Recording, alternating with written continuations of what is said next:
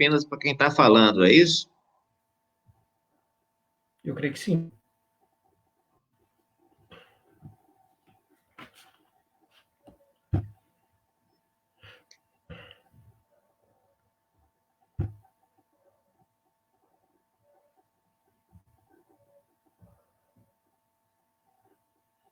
La historia que otros los escriban en un mundo mejor.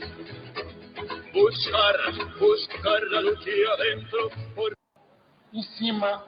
São torturados, abandonados companheiros, que através da história da humanidade deram as suas vidas, foram torturados, abandonaram família para lutar por uma causa maior, que era a causa da humanidade.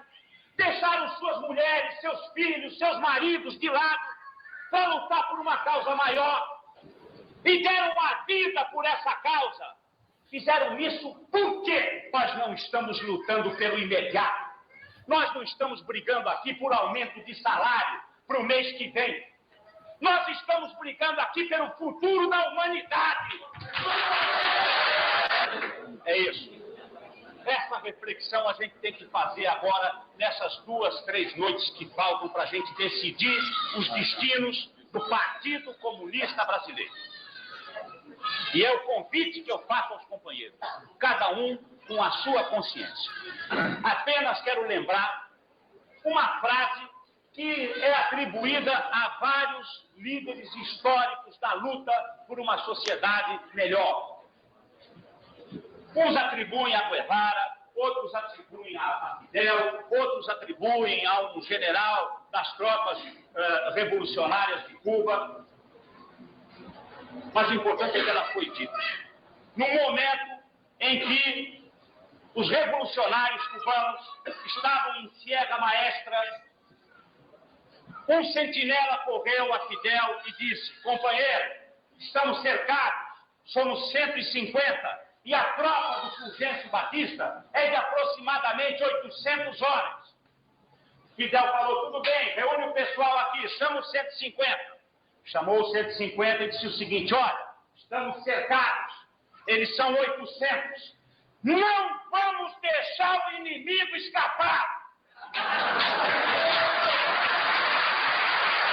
Nós estamos cercados. O inimigo é forte. O inimigo é moderno. E o inimigo é cruel. E eu peço aos companheiros, com toda a pieguice que possa ter esse apelo patético, não vamos deixar o inimigo escapar. Nós temos justiça e inimigo. Fazendo com alguns termos-chave, por exemplo,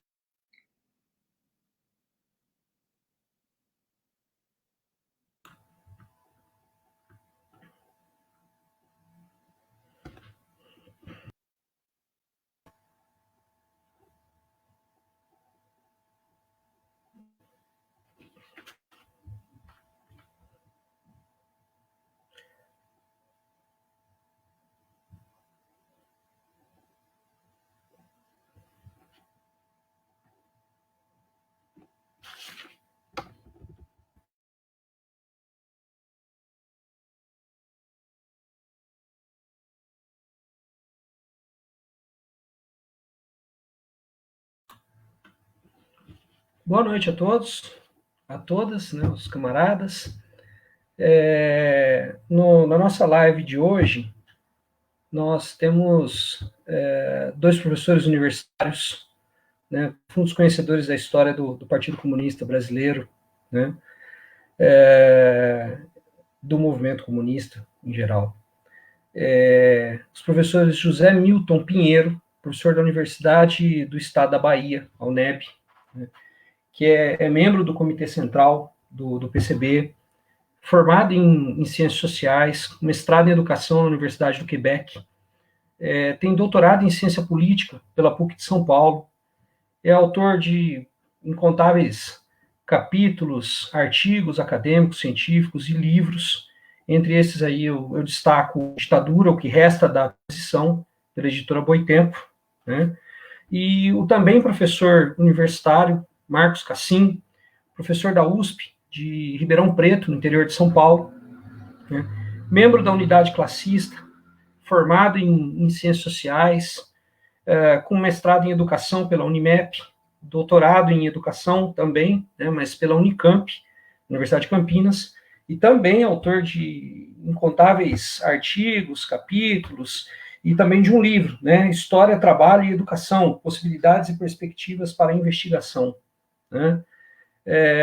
Eu sou Leandro Clemente, sou professor também do Instituto Federal de São Paulo, professor de História, graduado em História, com doutorado em História, mas eu não sou o protagonista da noite. Os protagonistas são meus camaradas, né? Eu vou deixar que eles falem, um pouquinho de si, dos seus trabalhos, e também, a priori, nesse primeiro bloco, suas impressões sobre a história do Partido Comunista Brasileiro. Né? Nós vamos começar pelo Milton, e na sequência, o professor Cassim. Milton, fica à vontade.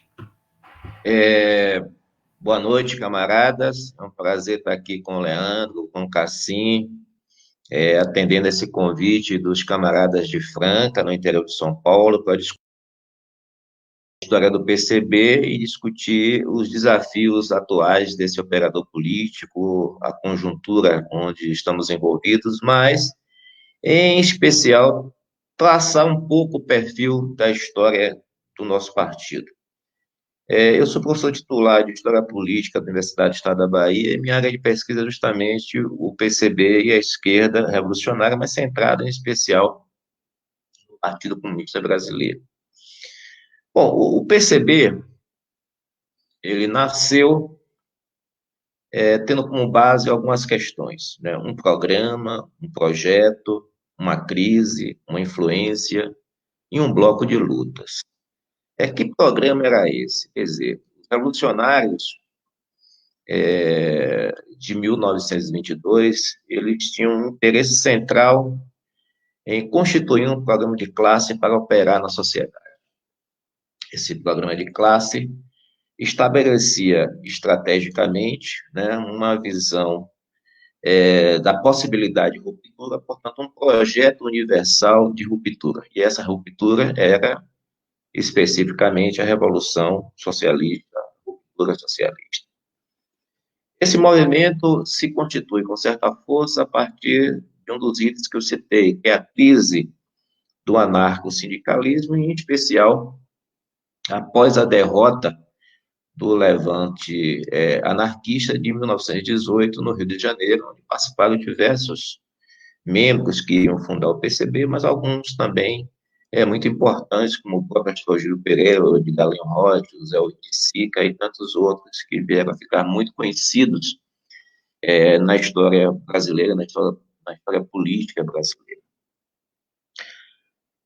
Esse bloco de lutas, na verdade, ele se constituía com a influência, né, da Revolução Socialista na antiga Rússia, né, aquilo que foi a Revolução dos Soviets, né, e ele apresentava uma necessidade também de compreender a realidade brasileira e, ao mesmo tempo, operar um bloco de lutas contra as oligarquias, em particular contra o imperialismo. Esse é o PCB que surge de diversos agrupamentos instituídos pelo Brasil, no Rio de Janeiro, em Santos, na cidade de Cruzeiro, aí no interior de São Paulo, né, na própria cidade de São Paulo, no Recife, em Maceió, em Juiz de Fora, né, em diversas localidades, um conjunto pequeno, de pequenos grupos maximalistas, né, que defendiam o projeto da Revolução Russa, se apresentaram e, durante alguns dias, no final de março de 1922, constituíram o que chamamos de Partido Comunista Brasileiro.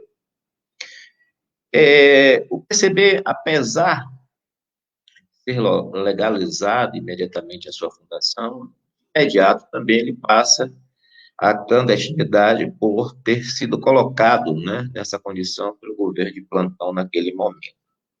O PCB vai ter uma história bastante movimentada, vamos por assim, até os anos de 1940. Né? Ele vai participar, primeiro, de uma articulação interna que visava dar a esse operador político uma forma organizativa, ou seja, uma presença de características leninistas. É bom afirmar que naquele período a literatura marxista, a literatura leninista era algo ainda muito difícil de se ter acesso, né?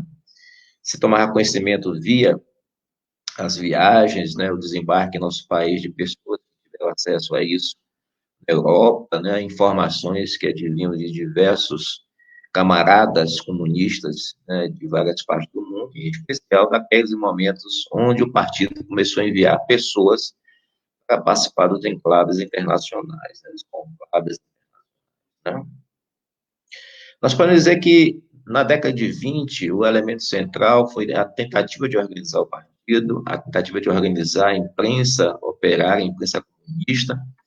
Aí surge o jornal A Classe Operária, em 1º de maio de 1925, com edição de 3.000 exemplares, logo colocado também na ilegalidade, enfrentar o estado de sítio, né, que foi constituído pelo grupo de plantão a partir dos levantes tenentistas daquela.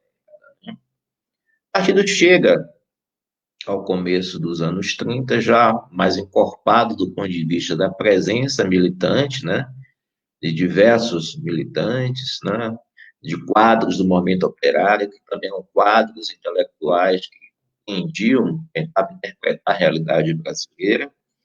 Mas naquele momento inicial, ali de 29 a 35, ele passa a sofrer algumas características que nós chamamos de obreirismo, a necessidade de protagonismo interno aos militantes operários, independente da condição de direção que eles teriam naquele momento, né?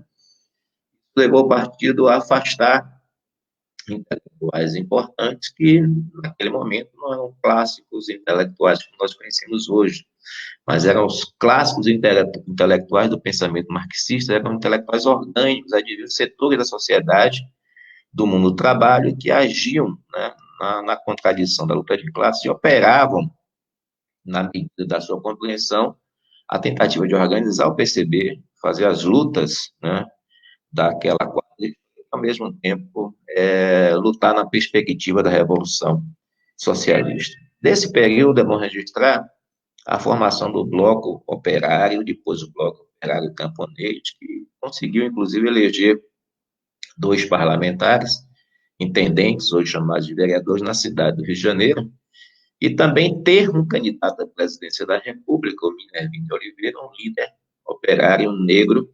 Isso é um registro histórico importante para um país que tem uma presença racista muito forte, uma influência bastante antropológica e sociológica muito forte, da escravidão, dos povos escravizados entre nós. Essa sinalização já mostrava o caráter de classe, o caráter popular, o caráter de confronto do PCB com a burguesia, os segmentos oligárquicos do país naquele momento, né? Nós vamos perceber que o partido tem uma longa história com muitas tradições de luta. Eu sempre digo que na história do Brasil não tem nenhum dos movimentos sociais, né, das lutas operárias, das lutas de organização da nossa classe, que não tivesse tido a presença do Partido Brasileiro, né? Nós somos um partido que passamos a maioria da nossa história na ilegalidade, colocada na clandestinidade pela burguesia, representação do Estado. No entanto, desenvolvemos aqui uma construção de luta, né, sindical, operária, estudantil, de mulheres, né, de lutas antirracistas extremamente generosa naquilo que tem de mais rico do ponto de vista da defesa da humanidade, né? Então, nós tivemos o partido dedicado, né, a um foco bastante importante. A partir dessa compreensão e de representação de classe, nós podemos avaliar que o partido, né, tentou, em momentos de fechamento das balizas da democracia formal, da chamada democracia burguesa, o partido operou a tentativa de retorno às liberdades democráticas, e isso pode ser analisado, né, no que foi o levante de 1935, uma experiência importante, derrotada, mas uma experiência importante para dizer que a operação da política pode ir para além, né, daquilo que a institucionalidade burguesa permite. Naquele momento, um conjunto importante de militares, de lutadores sociais, né, de membros do partido tentaram combater com armas na mão a ditadura de Getúlio Vargas, né?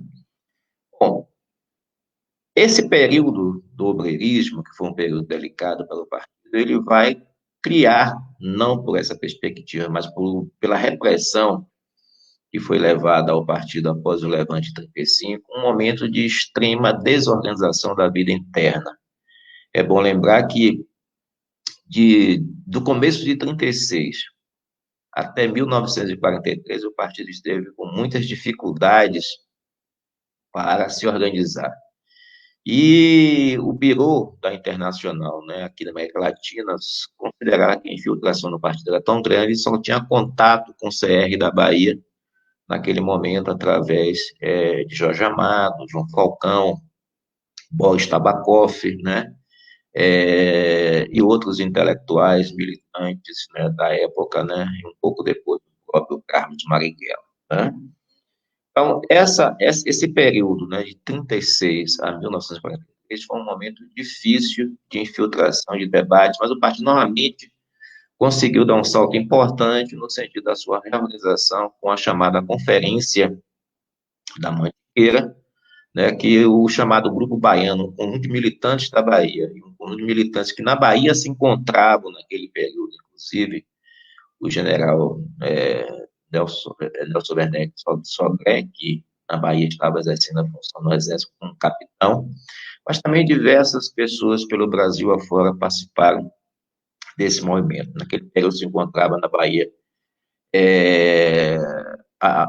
João Amazonas, o baiano Maurício Grabois, evidentemente, né, Rui Facó, e tantas outras lideranças importantes da política nacional, mais membros do partido, que se organizaram, pleitearam uma forma de organização, já no movimento da Segunda Guerra Mundial, e conseguiram reorganizar o partido, né, em torno de muitos debates. Um deles, inclusive, era o debate que envolvia um grupo de São Paulo, liderado por Caio Prado Júnior, que defendia uma política nacional de contestação a Getúlio Vargas, e outro grupo que considerava importante para os efeitos, né, da guerra, para os efeitos do Brasil entrar na guerra ao lado dos aliados, em especial da União Soviética, né, ter qualquer tipo de relação institucional que possibilitasse uma saída democrática no pós-Segunda Guerra, o que terminou ocorrendo, evidentemente. Aquele movimento PCB chamou-se uma política de união nacional em defesa do país, da sua soberania e do seu crescimento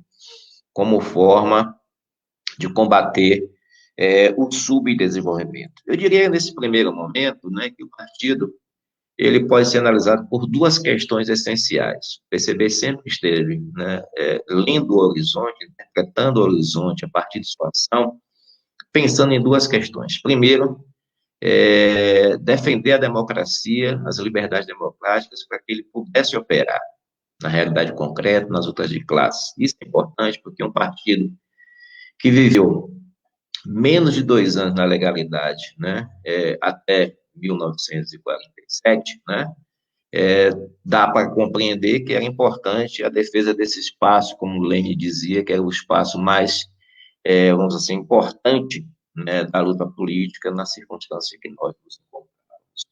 A segunda questão, para não deixarmos esse registro, que o partido sempre esteve pensando na oportunidade da história, ou seja, o partido sempre teve como visão estratégica formas de levante insurrecionais quando a possibilidade assim o permitisse. Então, é bom deixar muito nítido essas duas possibilidades. O sentido do espaço democrático, das liberdades democráticas, para facilitar a participação dos comunistas e do povo em geral, e, ao mesmo tempo, a possibilidade da ruptura insurrecional, assim que as circunstâncias políticas, as condições objetivas e subjetivas assim o permitissem.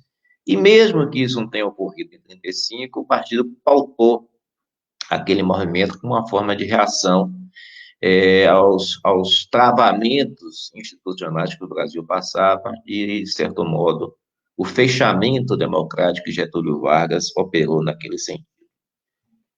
45 é um ano importante, Cassim deve falar muito bem sobre essas questões, né?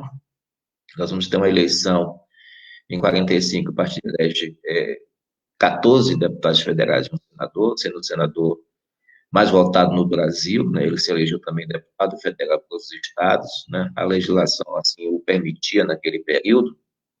E, ao mesmo tempo, nós tivemos, por exemplo, na Bahia, Carlos Marighella sendo o segundo mais votado para deputado federal no nosso estado, e o primeiro era foi o interventor de Getúlio Vargas, governador por muito tempo, que foi o tenente Juraci Magalhães, que também veio a se juntar aos golpistas de 64, que governou também a Bahia em outras oportunidades, né? O partido elegeu esse agrupamento, mas é bom registrar que o partido elegeu na eleição suplementar para federal em 47 mais 2 deputados federais e elegeu 47 deputados estaduais, né, por vários estados da federação. Na Bahia elegeu 2, em São Paulo elegeu 7 deputados estaduais, entre eles Caio Prado Júnior, né, e isso ocorreu por várias partes do Brasil. As bancadas municipais depois, nas cidades capitais, né,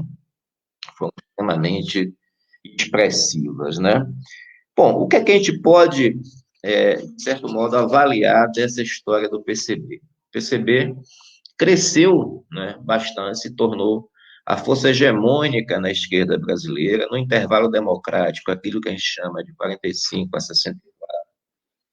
Operou um crescimento, e um crescimento intelectual e moral bastante importante. O que é que eu digo com isso? Estou dizendo que ele consegue ser, né, ter entre seus quadros maiores intelectuais das diversas áreas do conhecimento, né, da literatura, das artes, da ciência, ou seja, da física, da química, da biologia, né? Ele consegue ter cineastas, ele consegue ter poetas, ele consegue ter o que a gente pensar de mais importante na cultura brasileira se encontrar no PCB, né, durante esse período, e aqui a sua maioria ficou até os seus últimos instantes de vida.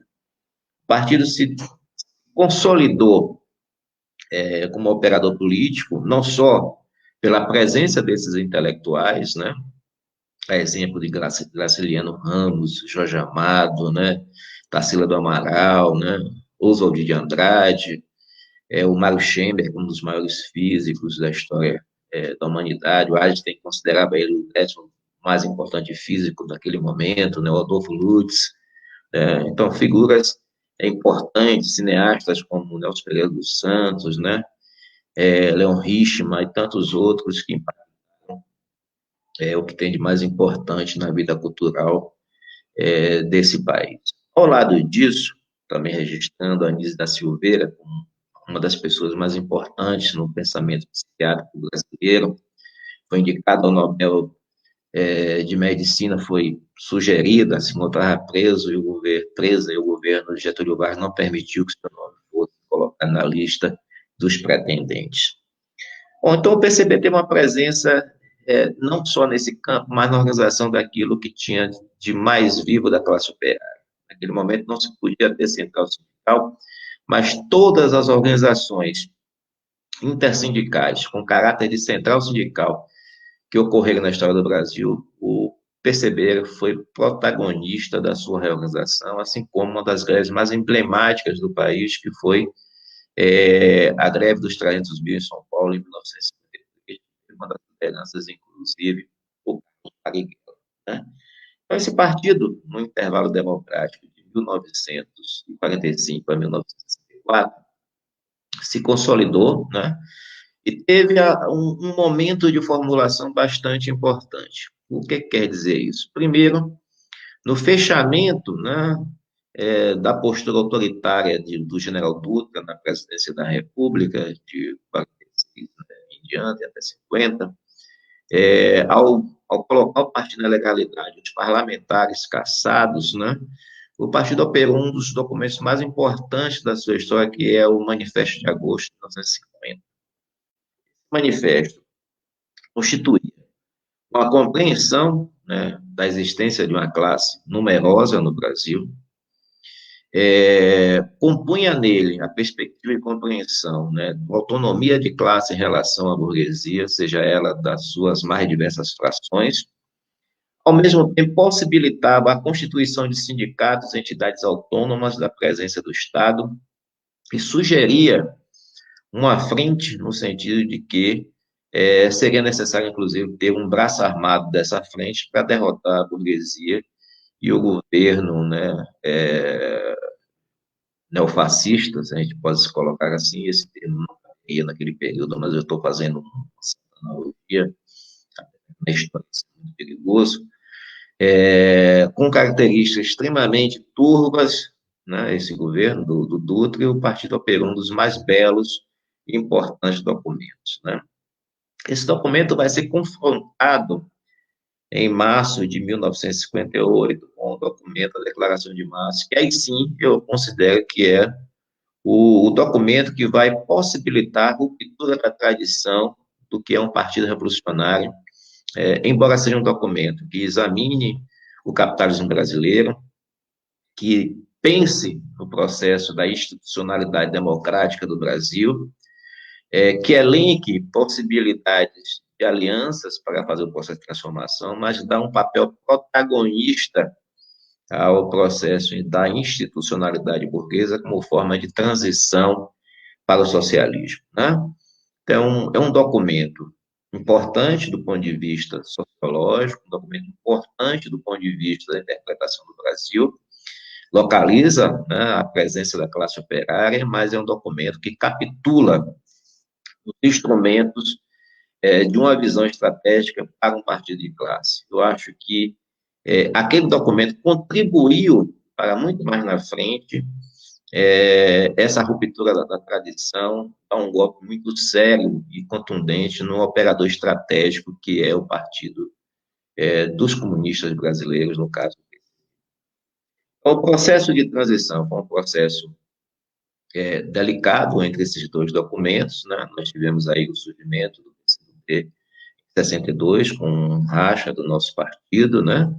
Nós tivemos o processo de implementação do golpe burgo-militar, e aí, em algum momento, se for importante, eu explico por que chamo de golpe burgo-militar, e não golpe civil-militar, e não golpe empresarial-militar, né?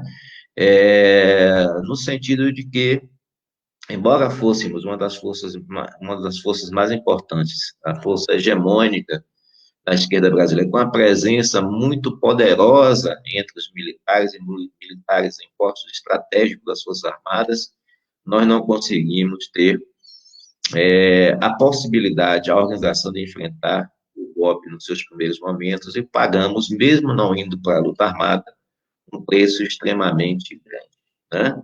Então, eu ficaria nesse primeiro momento até o golpe de 64, para não me alongar, e que a gente pudesse ampliar o debate mais para frente, ouvir o professor Cassim.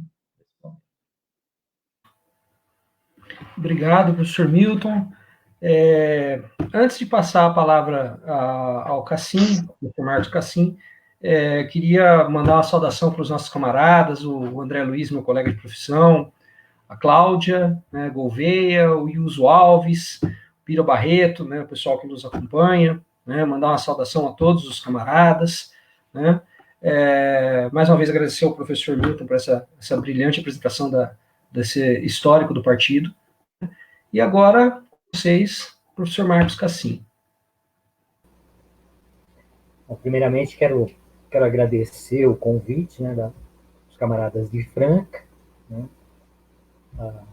Então, vou buscar não ser repetitivo da fala do professor Milton, né? Ou seja, o Milton é um estudioso da história do partido, então não pretendo aqui colocar questões que já foram colocadas pelo Milton. A minha ideia, quando veio o convite, era tentar articular as grandes questões do partido com o movimento político e social a nível internacional e nacional, né? Ou seja, as grandes questões do PCB é uma resposta do partido a essa conjuntura internacional e nacional, ou seja, são respostas e formas de organizar o partido para intervir em determinadas conjunturas, né? Então, pensei em fazer um pouco isso, né? Então, vou procurar não ser repetitivo em relação ao que o Milton já falou, né? Primeiro, a questão da fundação do próprio PCB, né? Como já dito, ele expressa um pouco, expressa um movimento anarquista, né? Um movimento que a classe operária era hegemonizada, né? A classe pelos anarquistas, é uma resposta também dos comunistas à greve de 1917, né?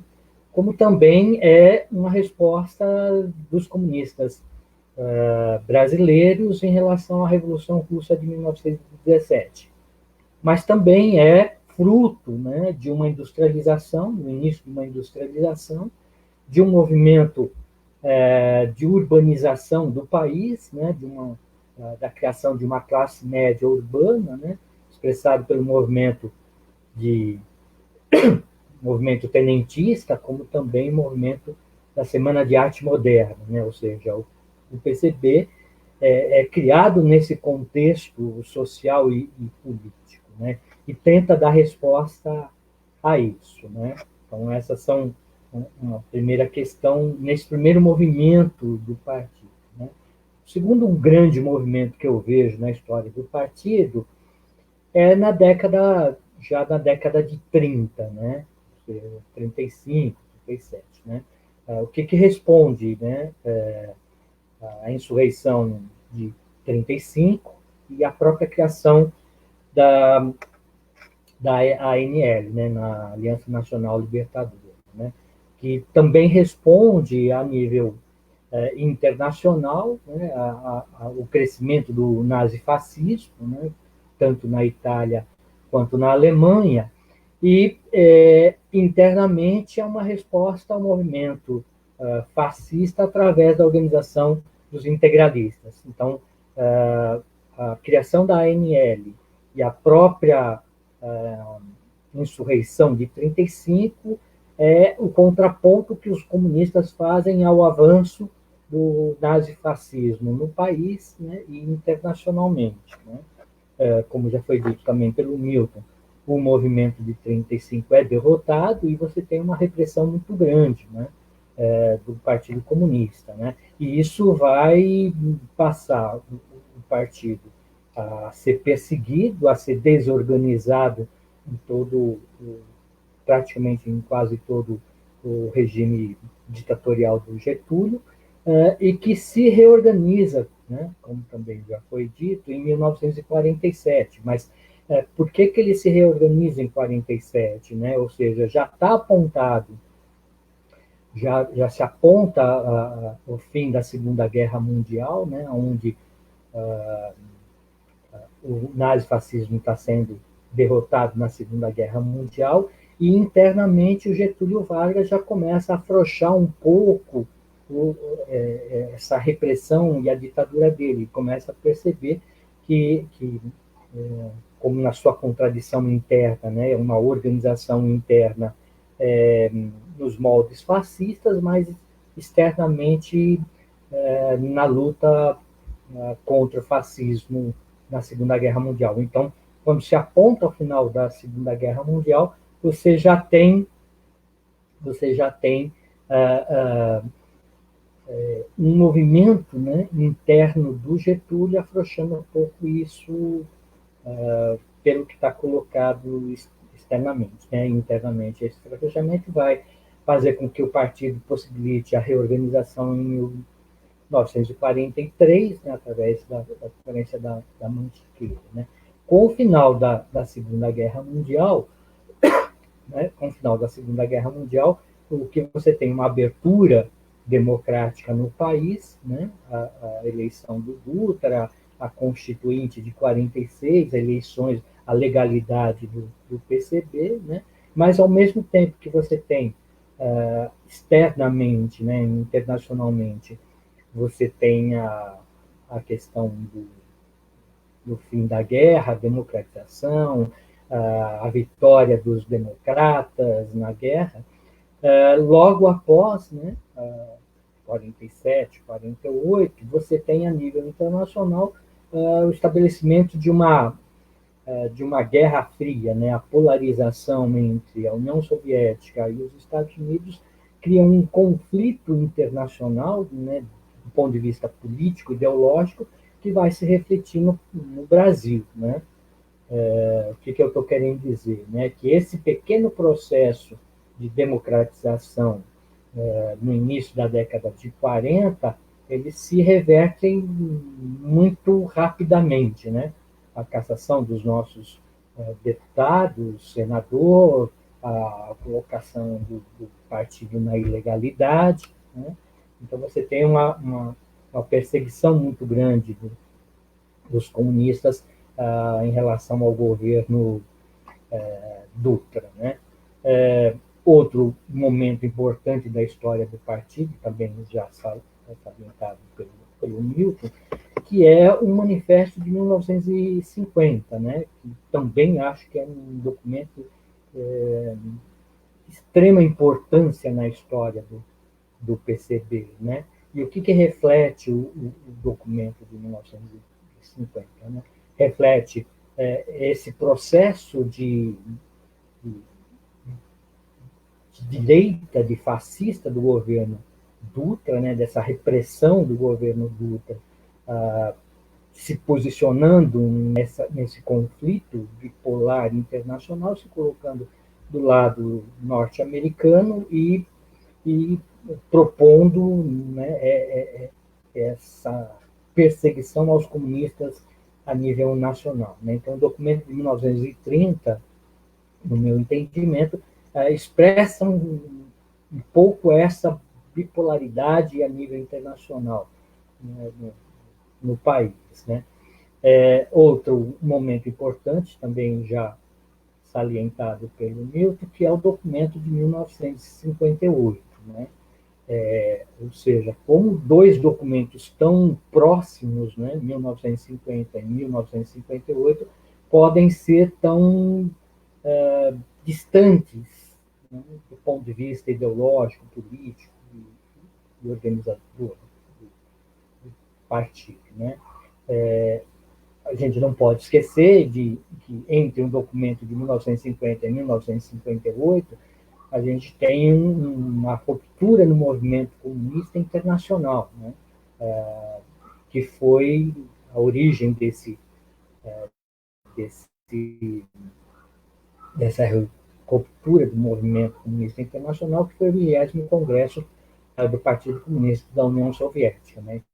Foi um marco importante na história do movimento comunista internacional, como do movimento comunista nacional, e o PCB expressa a sua posição, né, o seu entendimento sobre essa divisão dos comunistas a nível internacional, né? Ou seja, ao início de um processo de tomada de posição frente à divisão do movimento comunista internacional, né?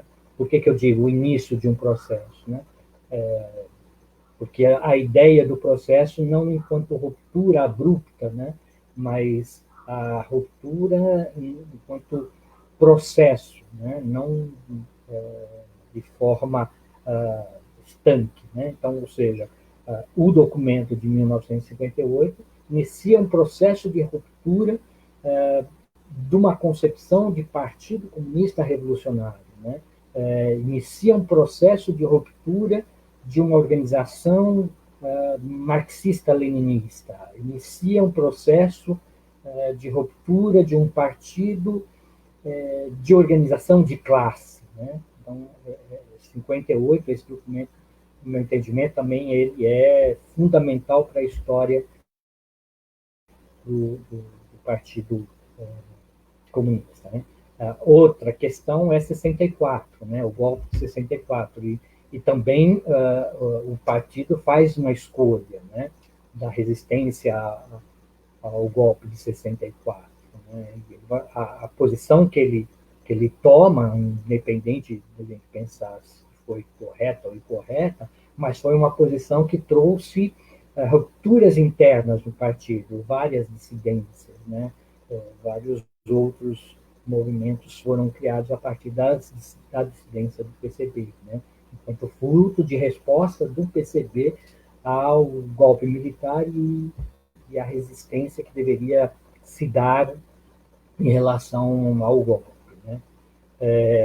No período do golpe, né, de 64 até 85, também a gente vai ter alguns momentos importantes na história do partido, né?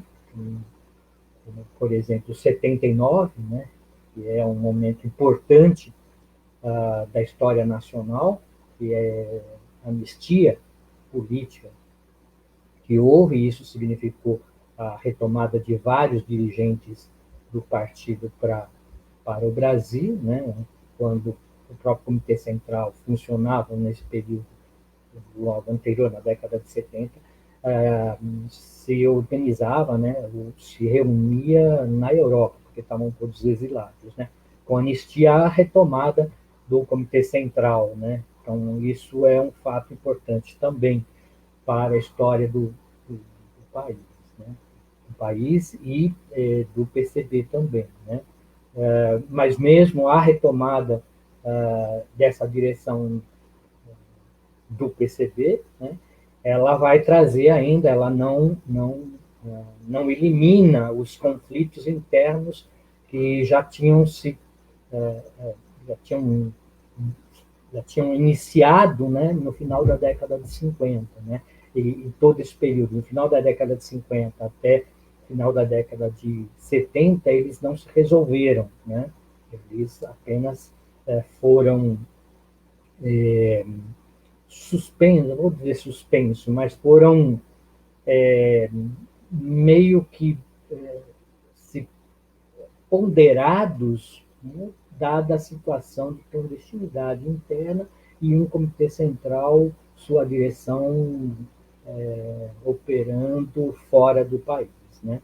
Mas na volta isso se aflora, né?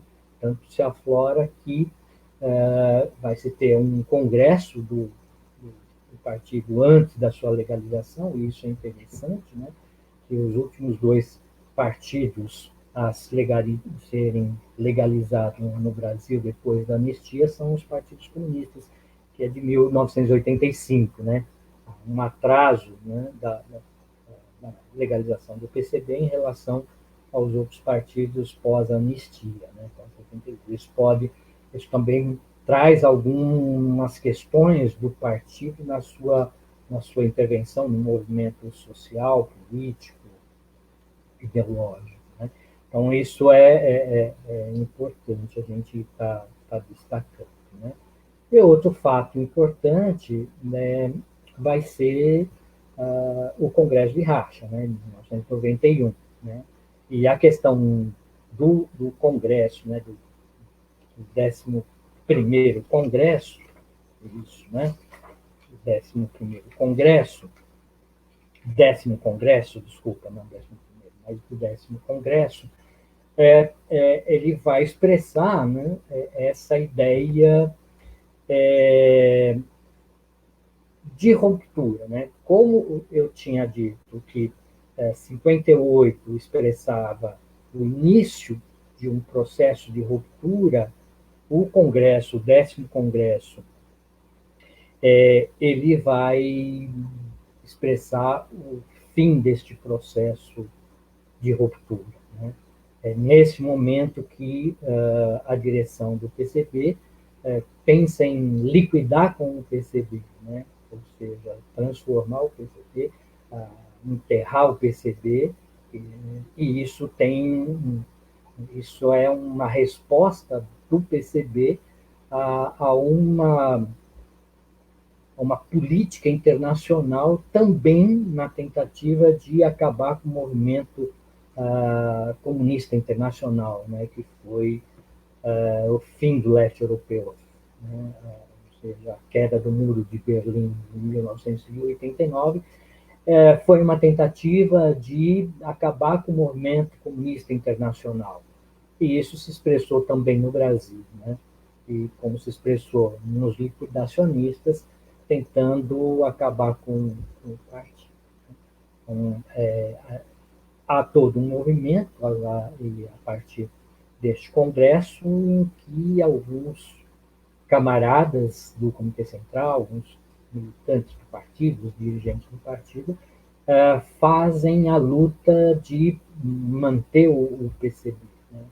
Ou seja, não deixar com que o movimento comunista e o PCB fosse sucumbido pelos liquidacionistas, né?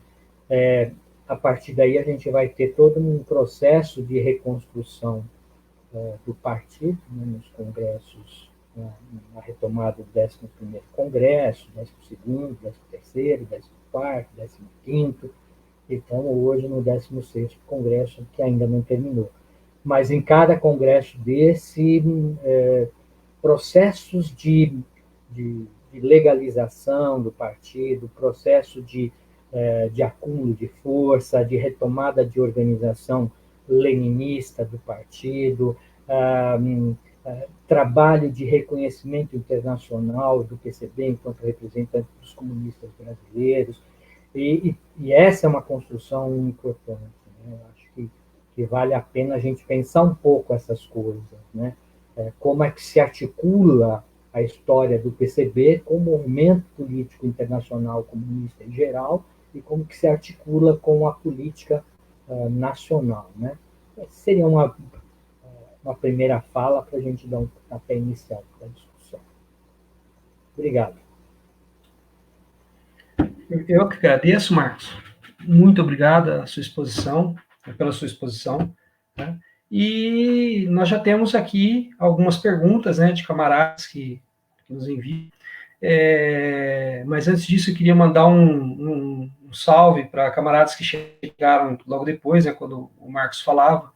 Meu colega de profissão também, o Diógenes, né, Renato Silva, Maurício de Souza, a Ju Vatolina, Júlia Pereira, né, nossa camarada aqui de Franca, a Cláudia Gouveia, né, Francisco Malta, a Miriam Helena, né, e as duas perguntas, Milton, que nós temos aqui, coincidentemente, são direcionadas a você. A primeira tem a ver com a sua fala, né? Você disse que voltaria ao assunto para esclarecer o conceito que você usou, né? Que o nosso camarada Diógenes pergunta, né? Ele, na verdade, não é nenhuma pergunta, ele pede que você esclareça um pouco melhor o termo golpe burgo-militar, né? Ditadura burgo-militar. Por que você usa esse conceito? Né? E a outra pergunta, também dirigida a você, mas eu acho que o Cassim também pode nos esclarecer, né, bastante, né, nesse item aqui, do camarada Bira, né, Bira Barreto, e pergunta sobre a ruptura, né, que levou ao surgimento do PCdoB, né, a ruptura dentro do PCB. Né? Então, Milton, palavra sua. Milton, seu microfone está fechado, perdão. Desculpa. O processo de ruptura do que vem a ser chamado PCdoB, ele não pode ser desqualificado, né? Teve um conjunto importante de dirigentes comunistas, né? João Amazonas, Maurício Grabois, Pedro Pomar, Ângelo Arroio, né? Carlos Daniele, o próprio Arruda, né? Jorge Arruda Câmara, né? Que, embora não participe diretamente, que tinha ido para a China, mas se articula com esse movimento, e diversos membros do partido que já vinham em divergência com a direção do PCB há algum tempo. Tanto é que, em virtude dessa divergência, eles foram designados para várias partes do Brasil, né, de acordo com as orientações do partido naquele momento, considerando que era mais importante para a linha vencedora. Agora, também importante salientar que tem um debate por trás disso, que é a questão do falecimento de Stalin, da representação do 20º Congresso, e esses camaradas históricos importantes fizeram um movimento de acompanhar uma leitura que se tinha a respeito dos acontecimentos que vieram a se chamar de crimes cometidos por Stalin, ou seja, de uma postura diferenciada dessa interpretação, e, ao mesmo tempo, de uma leitura da realidade brasileira que não era absorvida diretamente por aquilo que convencionou se chamar de Declaração de Março, né?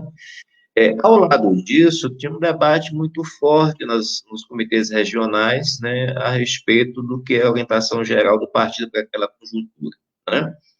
Então, essas pessoas fizeram um movimento de ruptura, lançam o manifesto do 100, e esse manifesto chama uma conferência que é realizada em fevereiro de 1962 e constitui, na minha compreensão, um novo partido do campo comunista, do campo do nacionalismo proletário, mas um outro partido que não é exatamente aquele que foi fundado em 1922. É bom registrar que, do ponto de vista da militância, ele era inexpressivo.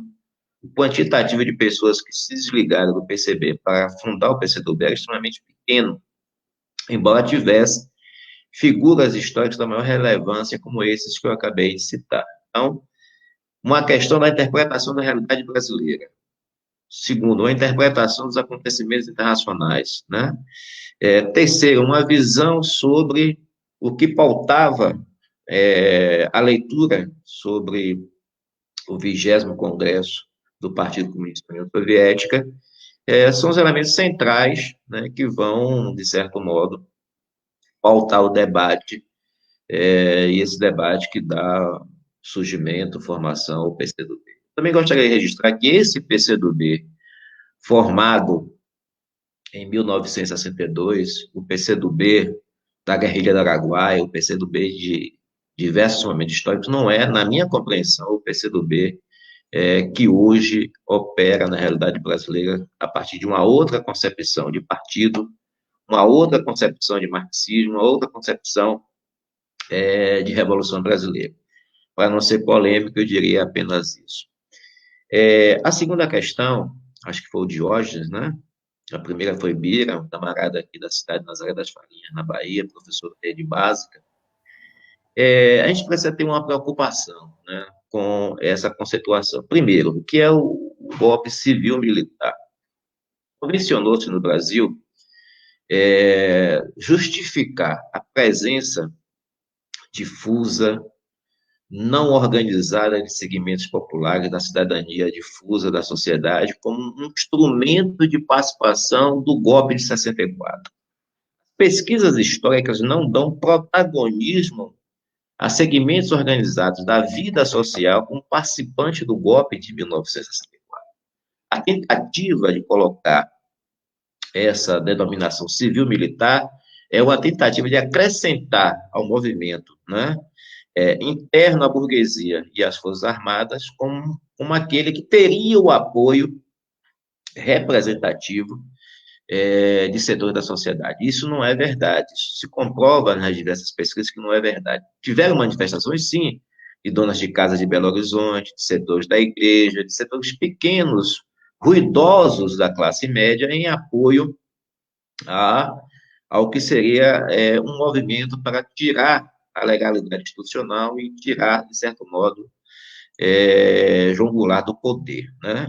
É bom dizer que até pouco antes do golpe, diversos comícios pelo Brasil, pelas reformas de base, tinham a presença de centenas de milhares de pessoas em sentido contrário ao que ocorria com aqueles que chamavam, né, pleiteavam o golpe militar naquele período. Portanto, é profundamente equivocado o conceito de civil-militar, porque quer dar protagonismo à sociedade civil em algo que foi constituído por estratos burocráticos do aparelho repressivo do Estado, ou seja, as Forças Armadas, em consonância com diversas frações da burguesia naquele momento.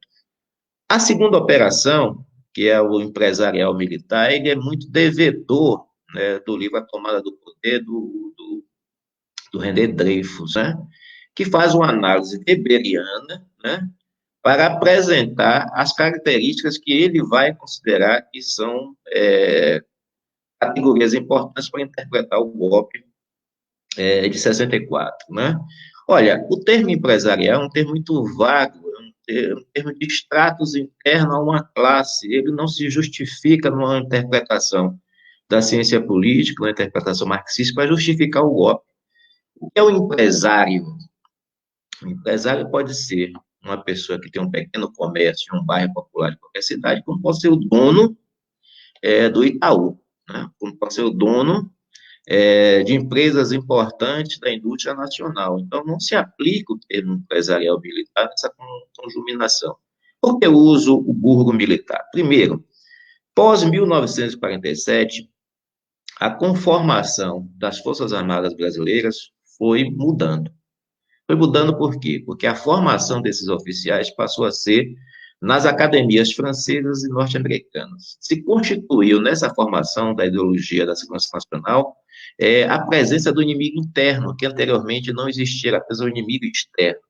As Forças Armadas foram se articulando enquanto estratos burocráticos do aparelho de Estado, numa ideologia conformadora do inimigo interno, e elas tinham uma interpretação do que seria isso na realidade brasileira, através da Escola Superior de Guerra, né, através do IPES, e de tantas outras agências da ideologia dominante que operavam a serviço do imperialismo.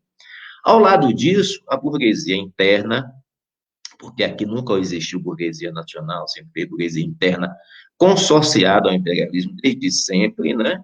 Essa vinha sofrendo diversas situações que demandavam baixa remuneração do capital, ou seja, baixa ampliação do capital naquele momento, seja por conta das políticas de ampliação do salário mínimo, né, designadas desde Juscelino, mas principalmente pelo ministro do Trabalho, João Goulart, e depois pelo presidente João Goulart, né?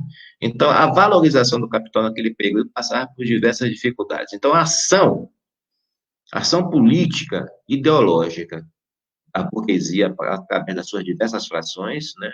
E a Fiesp, o Centro das Indústrias de Minas Gerais, né? O Centro das Indústrias no Rio de Janeiro, em consonância com a operação do golpe, ou seja, com esses setores conformados à lógica da segurança nacional, operaram aquilo que a gente vem chamar o golpe 64. Então, um golpe planejado pela burguesia e operado pelos militares, que depois se autonomizaram no aparelho de Estado. Isso é uma outra questão. Então, acho que a denominação que corresponde a uma categoria de elencar classe social, extrato de classe, né? E, ao mesmo tempo, a operação da política se confecciona nessa visão que eu articulo desde o trabalho perceber a ruptura da tradição, que são duas categorias que eu considero importantes. O burgo militar, para qualificar o golpe, e o operador político, para qualificar o PCB. Isso. Perfeito. Obrigado, Marcos. Perdão, Milton. E o Marcos, você quer falar alguma coisa para a gente, Marcos? Sobre a questão da ruptura, né, do racha, né? Também concordo com o Milton que o PCB da década de 60, 70 não é o PCB de hoje, de forma alguma, né? Agora, essa ruptura ela é fruto da ruptura do movimento comunista internacional, que se expressa aqui no Brasil, né? O que eu queria só complementar é a ideia de que quando é que surge, como é que é fundado o partido. O partido, em 1922, ele é fundado como o Partido Comunista do Brasil, sigla PCB, né? O que ocorre é que, na década de 1960, você tem um congresso, depois, em 61, você tem uma conferência, que na tentativa de legalizar o partido e com uma proposta legalista que já estava no documento de 1958, né, da luta institucional, né, que prioriza a luta institucional ao invés do movimento de massas, né, do movimento sindical, do movimento popular, essa iniciativa faz com que o partido mude o nome, né, para Partido Comunista Brasileiro, mas mantém a sigla de fundação. Né? Quando você tem um movimento que sai do partido, como o Amazonas, Maurício Grabois, né, na conferência na conferência de 1962, o que ocorre? Eles recuperam o nome de fundação do partido, que é Partido Comunista do Brasil, mas a sigla PCB eles não conseguem, né, recuperar porque já está dada em 61 pelo Partido Comunista Brasileiro, né? Por isso que a gente tem essa coisa de dois partidos comunistas, um com a sigla de fundação e o outro com o nome de fundação, né? Não vou entrar aqui na polêmica se houve um partido novo, eu acho que os dois partidos expressam a história do movimento comunista no Brasil. Eu acho que isso é importante. Com momentos de posições políticas na década de 60 divergentes e hoje também extremamente divergentes. A concepção de política, de organização, de alianças, são propostas diferentes de responder a uma necessidade social, política e ideológica da sociedade brasileira, né? Só ressaltar um pouco isso. Obrigado. Eu que agradeço, Marcos. Nós temos uma pergunta do camarada Luiz, muito boa, mas eu vou pulá-la, porque logo na sequência a gente volta a ela. Tá? Já vamos voltar à pergunta do André. Mas, como a gente está falando de rupturas, né, um segundo momento de ruptura que foi lembrado aqui pelos camaradas da Célula de Franca, eles pedem que vocês analisem essa ruptura que deu origem ao PPS, essa ruptura dentro do PCB que deu origem ao PPS ali nos anos 90, né, que por muito pouco não levou à destruição do partido. Podemos? Pode, por favor. Bom, camaradas, eu vou tentar ampliar um pouquinho o foco da análise. Veja só, o PCB, que foi tragado pelo golpe de 64, ele examinava em diversos momentos a possibilidade da luta armada. Eu tenho um convívio pessoal com a historiadora Anita Prestes, né, e ela, inclusive, tem documentos no seu arquivo, no 6º Congresso do PCB. Prestes examinava, inclusive, a reação armada à ditadura. Então, não foi uma questão de estar fora do contexto a reação armada ao partido, né? À ditadura, desculpa. Existia na compreensão do partido. Prestes talvez seja um dos dirigentes comunistas mais disciplinados da história do comunismo internacional, né? É bom lembrar que durante 10 anos Prestes ficou num aparelho no bairro do Paraíso, em São Paulo, quando todos os outros se reuniam no Comitê Central e ele não podia participar, porque as pessoas diziam que era perigoso para ele participar. No entanto, todo o Comitê Central participava da reunião, ele convivia no aparelho, onde ficou durante 10 anos. Sou amigo pessoal de José Salles, que foi, inclusive, uma das pessoas cotadas para ser o substituto de Prestes na Europa. Ele passou a ser, inclusive, o secretário-geral adjunto do Comitê Central na Europa, e o próprio Zé Salles sempre me confirmou que Prestes se recusava, inclusive, a ir a reuniões com agências tipo da área de segurança do governo soviético, né, que ele achava que não era importante aquele conversa, e se restringia muito ao estudo, às reuniões, né, no seu apartamento da Rua Gorky, lá em Moscou, né. Então, Prestes sempre foi a dignidade intelectual, e a história de Prestes é algo que a militância comunista tem que examinar sempre, sempre. Então, isso é importante para dizer que essa história que chegou aos anos 90 não advém daquilo que se chama como capitulação dos anos 60 ou diante do golpe burro militar de 64. O partido fez uma operação, né, e essa operação analisava a incapacidade de fazer o enfrentamento armado, mas não descartando a possibilidade, e, ao mesmo tempo, apostou numa perspectiva, que era a perspectiva da luta de massa e a perspectiva da construção de uma frente ampla, democrática, para exaurir a ditadura a partir dos instrumentos que aquele momento se permitia. Ou seja, as diversas eleições, as diversas palavras de ordem, anistia, fora o arroz salarial, que foi um dos maiores da história do Brasil, esse tipo de coisa. Então, começou a ser vencedor. Pra você ter uma ideia, o partido elegeu em 74 22 deputados federais pela legenda do MDB, né?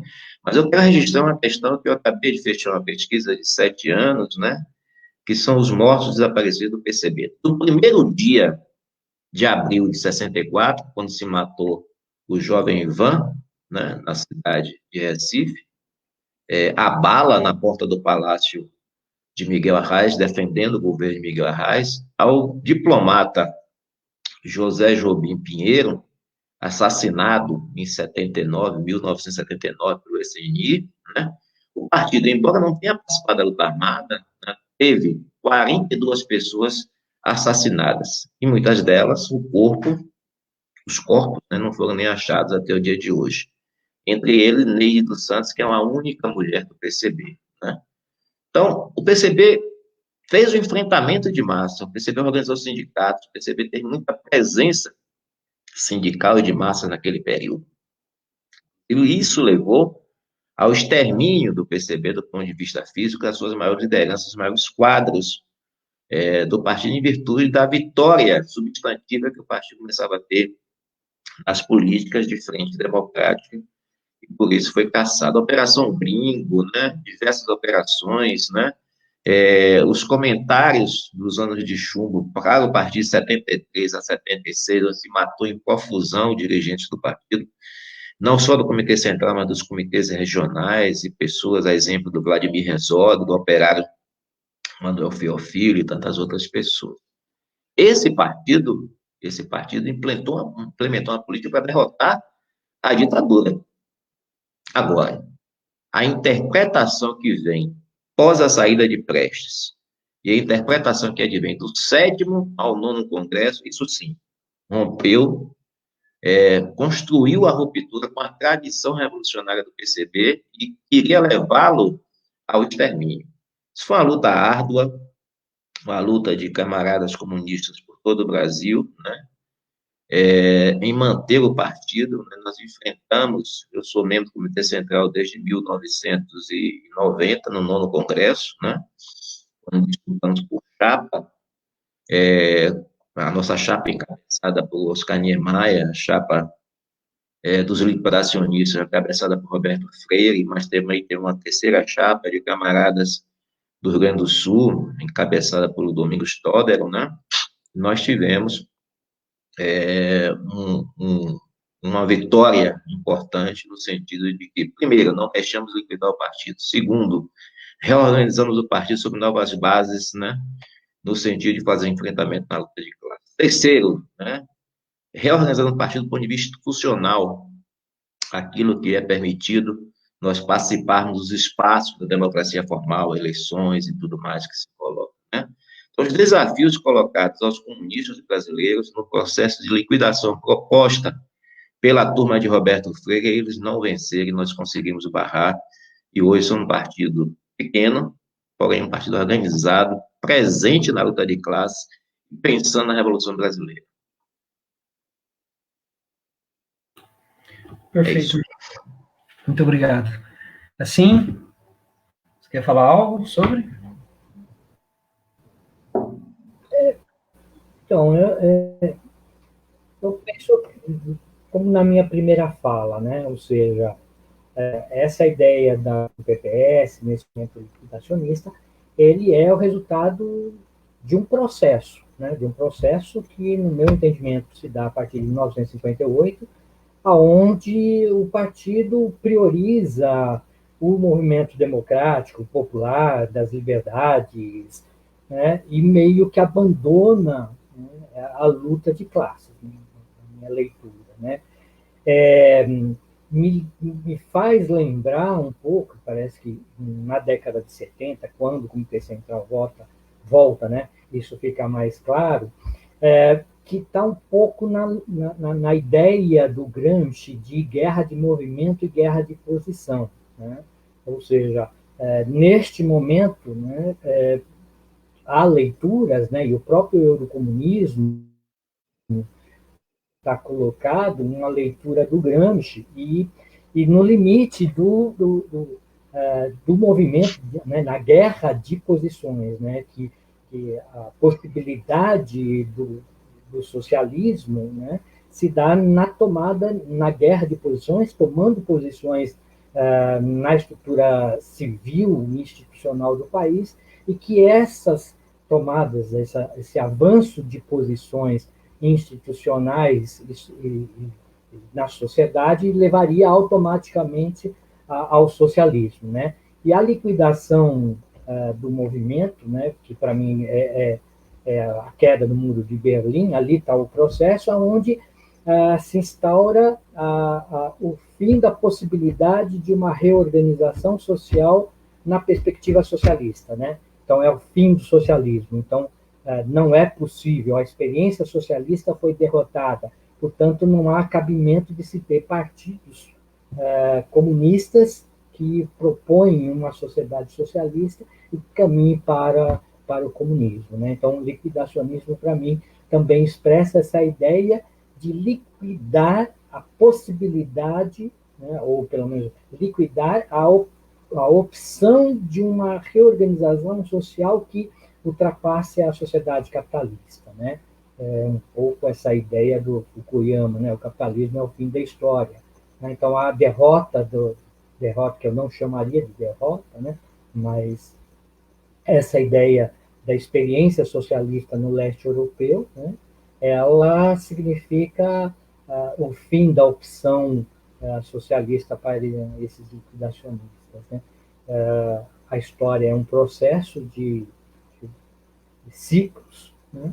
Houve um ciclo da experiência socialista, isso não significa que a alternativa socialista ao capitalismo não seja uma opção viável, né? Isso provado desde a Comuna de Paris, que a opção socialista é o futuro da sociedade que nós temos e a possibilidade da ruptura com a sociedade capitalista, né? Então, o liquidacionismo, para mim, tem um pouco essa expressão de uma tentativa, né, de liquidar com a possibilidade de superação do capitalismo numa proposta socialista. Isso. Que é uma possibilidade tão factível quanto a própria crise do capitalismo, né? Aí eu retorno agora, né, ao camarada André Luiz e pediu para que vocês fizessem uma relação entre o PCB e os demais partidos comunistas na América do Sul, né? Que é uma coisa da qual eu também, como historiador, me ressinto, né? Nós brasileiros, a direita mais, nós também da esquerda cometemos às vezes essa gafe. A gente dá as costas para a América Latina, para a América do Sul, né? Para a América Latina em geral e mais especificamente a América do Sul. E também é uma dúvida minha, né? Uma dúvida não, perdão, é uma curiosidade minha, né? Como se dá essa relação entre o PCB e os demais partidos comunistas na América do Sul, né? Aí, Milton, você quer começar? Tudo bem. Olha, o próprio Cassim, em um momento de sua fala, ele falou da retomada dessas relações internacionais, né? Bom, que se diga que, historicamente, o partido sempre teve relações internacionais importantes, né? Prestes participou de diversos congressos de partidos comunistas pela Europa como um todo, né? Em Cuba, tem fotografias deles com dirigentes mais importantes da Internacional Comunista, daqueles países do leste, da África, né? Mas também daqui da América Latina, né? Em especial os partidos que tinham muita presença de massa, como o Partido Comunista Chileno, o Partido Comunista Uruguaio, né? O Partido Comunista Argentino, durante muito tempo, que não é o mesmo de hoje, né? Está mais frágil do ponto de vista da presença de massa. PCB, na sua reconstrução, durante um bom tempo, se dedicou a restabelecer as relações internacionais no sentido não só de se fazer presente no movimento comunista da América do Sul e da América Latina, mas também de contribuir para que as lutas, né, de classe nesse continente pudessem avançar, né? Nós temos uma boa relação com o Partido Comunista do México, o Partido Comunista da Venezuela, Partido Comunista da Colômbia, né, Partido Comunista do Equador, né, eu pessoalmente estive no México, no Equador, em especial no Peru, inclusive porque fizemos lá, através do Instituto Caio Prado Júnior, Instituto Mariátegui, né, um seminário sobre Caio Prado e sobre Mariátegui lá, na Universidade Nacional de São Marcos, né, em Lima, sinal mais antiga Universidade da América, e outro seminário aqui na Unicamp, na UFRJ, com camaradas da Fundação Mariátegui, lá do Partido Comunista Peruano, né? Então, nós temos, sim, muitas relações, sempre são publicados textos na página do partido, nas páginas da Fundação de Marco Reis, né, de dirigentes intelectuais dessas organizações. O Atílio Borba, por exemplo, é um intelectual do Partido Comunista até hoje, publica muito entre nós, é muito conhecido, e assim sucessivamente, né? O que eu poderia dizer, assim, para também não ser apologista, né, é que os partidos comunistas na América Latina, eles têm dificuldades de apreensão da realidade a partir da leitura do marxismo, né? Eles são muito mais voltados para uma dinâmica política, muito praticista, né? Sem ter balizas, né? Marxistas mais aprofundadas. Necessariamente, um partido, um comunista, né? Um operário, um trabalhador, necessariamente ele não precisa ser um intelectual marxista para ser um comunista, evidentemente. Mas a gente precisa de um estoque de categorias marxistas para entender a realidade de cada país. E em alguns momentos se tem dificuldade em algumas partes, até porque esses partidos também foram dizimados pela repressão, pelas diversas ditaduras que a gente não precisa falar de Pinochet, né? A gente não precisa falar de Videla, a gente não precisa falar de Stroessner, né, que matou quase toda a direção do partido no Paraguai, né? A gente não precisa falar do que aconteceu em várias partes desse continente com os comunistas, mas as relações são muito profícuas, né? Hoje existe um Fórum Internacional dos Comunistas, recentemente se reuniu os partidos comunistas da América do Sul, né? Nosso camarada Eduardo Serra, que hoje é o secretário de Relações Internacionais, acompanha isso de bem próximo, e as nossas relações são muito boas no sentido de debater a realidade latino-americana e operar na luta de classes. É isso. Obrigado, Milton. Marcos?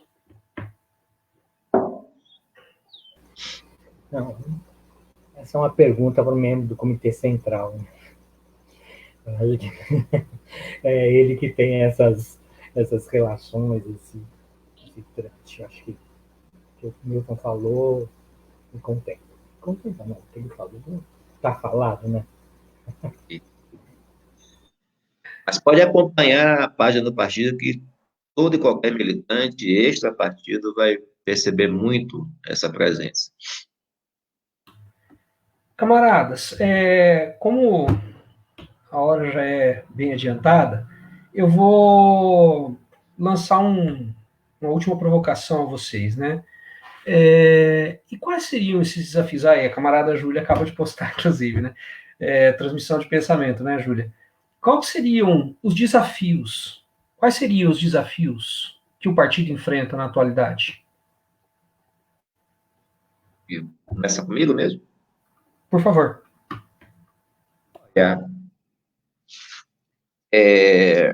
A primeira observação é que, mais do que nunca, é importante a imersão do partido entre os trabalhadores e as massas populares do nosso país, né? Conseguirá dar resposta à burguesia, operar na luta de classes e pensar a Revolução Brasileira se não tivermos profundamente inseridos entre os trabalhadores a juventude e o conjunto da população pobre e periférica desse país, hoje massacrada por esse governo.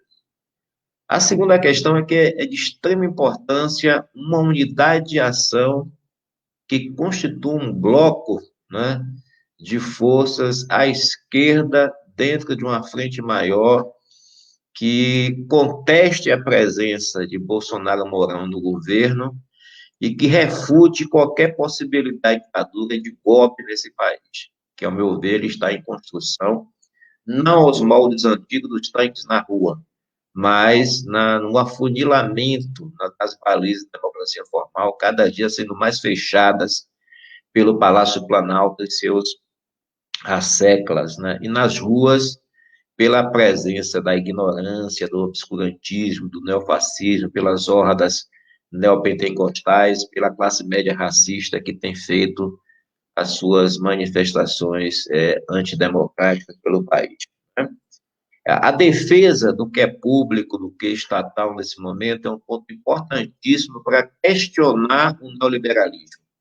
Nós estamos passando um momento como esse, de pandemia, de incapacidade de responder satisfatoriamente a essa crise sanitária, porque o Estado, no Brasil e no mundo, destruiu, né, os braços da saúde, o atendimento à população, a capacidade de higiene, a capacidade de reprodução da vida com mínima dignidade. Então, mais do que nunca, num momento como esse, né, que nós estamos em certo isolamento, né,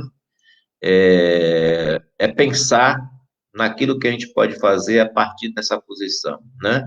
As brigadas vermelhas de solidariedade, com responsabilidade, ou seja, a gente tem que pensar naqueles que hoje não têm comida, naqueles que não têm a sua moradia, por exemplo, as chuvas estão acabando com Salvador nesse momento, uma periferia tão grande que as casas estão caindo e as pessoas estão desabrigadas e não podem ir nem para a casa de outra pessoa, correndo o risco de ser infectada. Veja o drama da população diante do governo inoperante, né, de cultura política autoritária, neofascista, que não pensa na possibilidade de sobrevivência dos pobres, das mulheres, né, daquela população que eles praticam a sua fobia, né, os LGBTs, a questão de gênero, os negros e tudo mais que a gente pode pensar na composição social do nosso país. Então, eu considero que os desafios do PCB são os desafios da Revolução Brasileira nesse momento, né? Responder à pandemia com a solidariedade possível, respeitar aquelas condições de não contágio, né? Articular o maior conjunto de forças no sentido de colocar Bolsonaro e Mourão para frente. E pensar em algo importante quando voltarmos às ruas, isso será em breve, que é a organização da classe trabalhadora, do seu enclate, no sentido de uma classe trabalhadora forte, com um operador da política dos trabalhadores, em condições de fazer enfrentamento à burguesia. Isso é super importante, porque a gente não pode sair desse isolamento frágeis, né, desorganizados, porque isso é tudo que a burguesia quer, porque eu acredito que o Paulo Guedes, o gerente do capital, vai operar um quadro de contra-reformas, ou seja, contra os trabalhadores, mais violento do que está sendo operado até então, né? Então, a burguesia vai recuperar, né, já vinha com extrema defasagem, vai querer recuperar a valorização do capital, a ampliação da mais-valia, e ela vai trucidar aquilo que é mais fácil hoje, ou seja, vai pegar o fundo público e vai impedir que o Estado tenha capacidade de fazer enfrentamento às necessidades da população. Vai sofrer saúde, vai sofrer educação, a segurança vai ser a truculência que nós temos hoje, que é voltada contra a periferia, pobres e negros, né? Então, a gente precisa estar organizado para isso. E pensar, mais do que nunca, que o elemento central de tudo isso só pode ser a Revolução Brasileira. A Revolução Brasileira é uma plataforma de luta, de consciência de classe, de presença entre as massas populares, de organização da classe trabalhadora, na possibilidade de ruptura. Eu queria aqui, eu geralmente não faço isso, mas eu gostaria de ler uma passagem da resolução do 15º Congresso, que ocorreu há 6 anos, em abril, né? 6 anos passados, no mesmo mês de abril. Item 44 da Estratégia Tática da Revolução Brasileira. para dar consequência à estratégia socialista consolidada a partir da interpretação do capitalismo como modo de posição determinante na formação social brasileira, sinalizamos para a necessidade de o PCB, como um operador político da classe, aprofundar o debate sobre a via ao socialismo, pautado pela imanência do acirramento da luta de classe e pelas características da sociedade de massas que temos. O PCB não exclui a radicalização de nenhuma perspectiva revolucionária, não descartando qualquer forma de luta no processo de ruptura com a ordem do capital. Bom entendedor, está explicado aí que, para nós comunistas, né, a luta de classes e o movimento da história, nós a fazemos de frente para ela, portanto, não descartamos nenhuma forma de luta nesse momento. É isso. Muito obrigado, Milton. Marcos, à vontade de fazer esses apontamentos. Para não ser repetitivo de novo, né? Mas eu entendo que hoje, né, o partido está organizado. Acho que o partido hoje está organizado numa perspectiva revolucionária, numa cultura leninista de partido. Então, acho que, do ponto de vista organizativo, o partido conseguiu se consolidar, né? Agora, o desafio é como essa organização, né, ela opera, né, no movimento social e sindical, né? Nós temos um grande desafio de disputar, né, esse movimento, né? Acredito, né, que um desafio muito grande desde da década de 78, 79, que se coloca, é que na retomada do movimento sindical, do movimento dos trabalhadores, a concepção ideológica que predominou na reorganização do movimento social sindical foi uma concepção humanista cristã, né? E isso é uma luta que a gente tem que enfrentar, e como Engels dizia, né, a luta ideológica ela é uma das lutas mais difíceis de ser travada, né? Então, nessa perspectiva, eu vejo que é um nosso grande desafio, né? Como disputar o movimento sindical e social que está estruturado numa concepção humanista, né, e cristã, como colocar esse movimento, como dirigir esse movimento numa perspectiva de classe, né? Como romper com essa perspectiva ideológica, né? O que me preocupa um pouco com essa pandemia, né? Como é que o partido tem se mobilizado, né, para fazer esse enfrentamento, né? Às vezes me dá a impressão que, ao invés de a gente enfrentar essa pandemia, organizar o povo, que essa pandemia ela escancara as desigualdades do sistema capitalista, e não só escancara, mas como aprofunda as desigualdades sociais, né? Como a gente lida com isso, né? Como é que a nossa intervenção na vida social, política, neste momento de pandemia, ela vai além desse humanismo cristão, né? Mas organize o povo, as massas e os trabalhadores por uma perspectiva de superação dessa pandemia numa proposta de poder, numa proposta de intervenção política e numa intervenção de classe, e não se limitando ao assistencialismo como vários movimentos e várias organizações partidárias têm colocado. Esse eu acho que é um grande desafio, né? E outro grande desafio nosso que a gente tem buscado, né, já tem buscado, mas eu acho que tem que ampliar muito, é a rua como espaço privilegiado da luta política, né?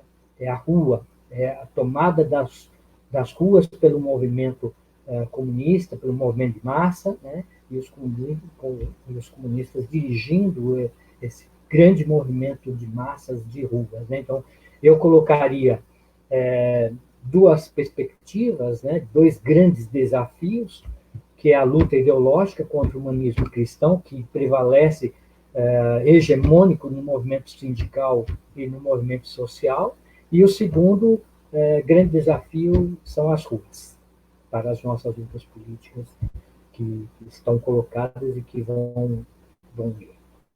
É isso. Não sei se vai ter finalização, se a gente finaliza agora, Leandro, mas já agradecendo, né, o convite e espero ter ajudado em alguma coisa. Obrigado, Milton, obrigado, Leandro, obrigado, PCB de Franca.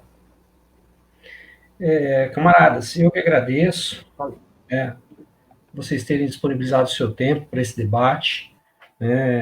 Agradeço sua boa vontade, sua disposição em compartilhar o seu conhecimento sobre a história do partido. Mas eu gostaria de fazer uma última solicitação, coisa rápida. Como a gente está tratando da história do partido, né, eu vou fazer uma pergunta como historiador mesmo. Se fosse para vocês indicarem uma leitura a cada um para o nosso público, para os nossos camaradas que estão aqui nos assistindo, sobre a história do partido, né, o que vocês indicariam? Vou começar pelo Milton. Milton, desculpa, tá cortado seu microfone. Perdão. Está ouvindo agora?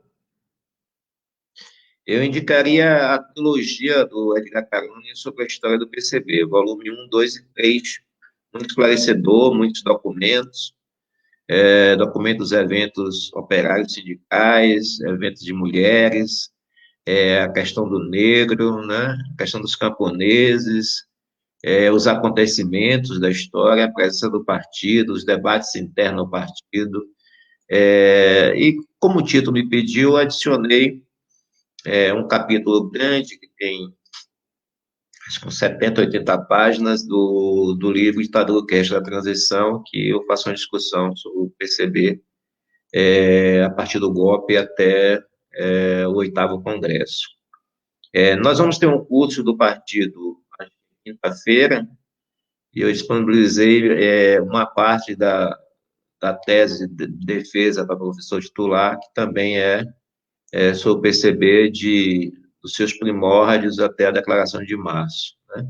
Mas, centralmente, os livros do Edgar Carone ajudaria bastante. Muito obrigado, Milton. E Cassim? Bom, como eu estudo a questão agrária, né, eu recomendaria a retomada histórica da intervenção do PCB no movimento agrário, né, uma retomada dos documentos da UTAB, a origem da CONTAG. Eu recomendaria os livros do Caio Prado Júnior, né, a formação social do Brasil, a história econômica do Brasil. Recomendaria Ottaviani, né, as origens agrárias do Estado brasileiro. Então, eu recomendaria não um livro, mas a temática, né, a temática da questão agrária e o PCB, para que o PCB hoje volte a ser uma organização importante entre esses trabalhadores, né, tanto os trabalhadores assalariados como os trabalhadores não assalariados, né. Acho que o partido hoje deve isso, deve uma compreensão maior da questão agrária hoje no país, da organização desses trabalhadores. Esse também é um desafio que eu acho que deve ser colocado para o partido. E para cumprir esse desafio, a necessidade de estudar, né, o que o partido já produziu, o que o partido já organizou no campo. Obrigado. Eu que agradeço. Como todo mundo já pôde perceber, o comunista lê muito e tem que ler muito, porque, afinal de contas, a gente tem que conhecer objetivamente a realidade com a qual a gente está lidando, né? Eu queria agradecer imensamente a vocês dois, como eu já disse, por disponibilizar o seu tempo para vir falar com os nossos camaradas aqui hoje, né, com o público em geral. Queria agradecer também e registrar a presença de camaradas do Brasil todo aqui, né, a Cláudia Gouveia, o Francisco Malta, né, de Fortaleza, a Miriam Goldsmith, de Ribeirão Preto, né, o Ney Souza, de Dópolis, o camarada Lucas Amorim, aqui de Franca, né, os camaradas do PCB de Franca em peso, Maurício Soares, Rafael Trali, a camarada Júlia, né, meus amigos de profissão, né, e camaradas, o Arrovani, né, de Tietê, e o Jefferson Gonzalez, né, o Marcelo Schmidt, perdão, eu não sei pronunciar corretamente, Giovanni D'Amico, né, enfim, muito obrigado a vocês dois, né, essa riqueza de conhecimento que vocês têm, obrigado por compartilhar o seu conhecimento conosco hoje à noite, né, em nome da célula do partido em Franca, muito obrigado, uma boa noite a todos, e um último aviso, é que a nossa próxima live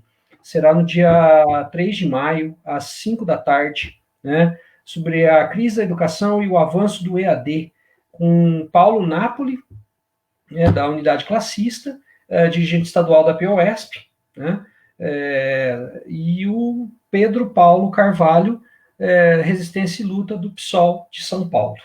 Né. Muito obrigado pelo tempo de vocês. E obrigado. Seguimos. Prazer, camaradas. Tchau para vocês.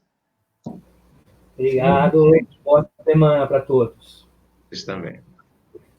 Um abraço, gente. Muito obrigado. Abração.